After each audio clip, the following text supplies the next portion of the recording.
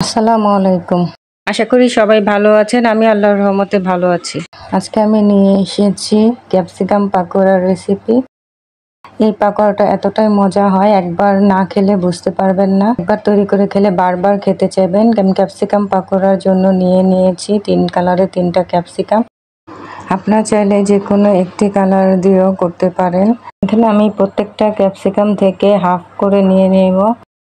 আপনারা প্রয়োজন অনুযায়ী নেবেন। তো আমি ক্যাপসিকাম গুলোকে ছোট ছোট কিউব করে কেটে নেব। দেখুন কিভাবে করছি।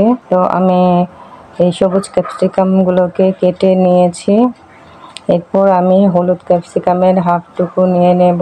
আমি এটাকেও কিউব করে কেটে নেব। আমার হলুদ ক্যাপসিকামটাও কাটা শেষ। এরপর আমি লাল ক্যাপসিকামের হাফ নিয়েছি। তো এটাও আমি কেটে নিয়েছি কিউব করে একই সাইজে। আমার সবগুলা ক্যাপসিকাম কাটা শেষ। এখন আমি একটা ব্যাটার রেডি করব।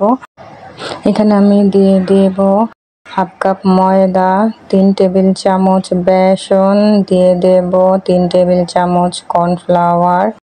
এরপর দিয়ে দেব বেকিং পাউডার 1 চা চামচ, পেঁয়াজ কুচি 3 টেবিল চামচ, দিয়ে দেব ধনেপাতা কুচি 3 টেবিল চামচ, দিয়ে দেব হাফ চা চামচ চিলি ফ্লেক্স, দিয়ে দেব 1/4 চা চামচ সাদা গোলমরিচের গুঁড়া, 1/4 চা চামচ কালো গোলমরিচের গুঁড়া, হাফ চা চামচ গরম মশলার গুঁড়া, লবণ পরিমাণ মতো, দিয়ে দেব লাল মরিচের গুঁড়া 1 চা চামচ, দিয়ে দেব আদা রসুন বাটা হাফ চা চামচ, দিয়ে দেব লেবুর রস, একটা লেবুর টুকরা আমি চিপে দিয়ে দিয়েছি, আর দিয়ে দেব পানি অল্প অল্প করে দিতে হবে যতটুকু লাগে।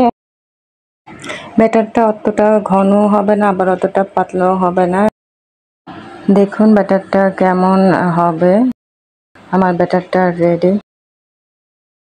আপনারা চাইলে একটা ডিমও দিতে পারেন। তো বেকিং পাউডার দিয়েছি, ডিম না দিলেও চলে। আমি একটা ক্যাপসিকামের পিস নিয়ে এই যে ব্যাটারটা তৈরি করেছি এর মধ্যে ভালো করে মিলিয়ে নিয়ে একটা চামচের সাহায্যে তেলের মধ্যে দেব একটা একটা করে। দেখুন কিভাবে করছি। তো আমি আরেকটা দিয়ে দিলাম ব্যাটারের মধ্যে, দেখুন। এরপর আমি তেলের মধ্যে দিয়ে দেব।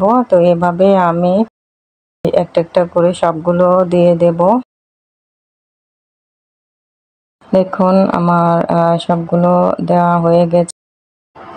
এক পাশ ভালো করে হয়ে গেলে আমি আস্তে আস্তে সবগুলোই উল্টে দেব। এখন এক পাশ ভাজা হয়ে গেছে, তো আমি উল্টে দিচ্ছি। এপাশ ওপাশ করে উল্টে পাল্টে ভেজে নিতে হবে ভালো করে।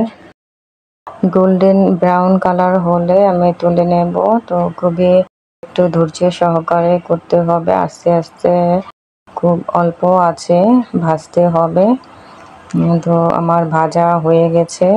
তো এখন আমি তুলে নেব। দেখতে যতটা সুন্দর হয়েছে, খেতেও অনেক বেশি মজাদার। অনেকেই হয়তো এখনো এই ক্যাপসিকাম পাকোড়াটা খান নাই। তো আপনারা একবার হলেও খেয়ে দেখবেন, আর একবার খেলে আপনারা বারবার খেতে চাইবেন। আমি এভাবে সবগুলো পাকোড়া ভেজে নিয়েছি। ট্রাই করে দেখি। অনেক বেশি ক্রিস্পি আর ভিতরটা অনেকটা জুসি। আশা করি রেসিপিটি সবার ভালো লেগেছে। রেসিপিটি যদি ভালো লেগে থাকে লাইক কমেন্ট শেয়ার করে আমার পাশে থাকবেন। আবার হাজির হব নতুন কোনো রেসিপি নিয়ে। সবাই ভালো থাকুন, সুস্থ থাকুন, সুন্দর থাকুন, নিরাপদে থাকুন। আজ এই পর্যন্তই। আল্লাহ হাফেজ।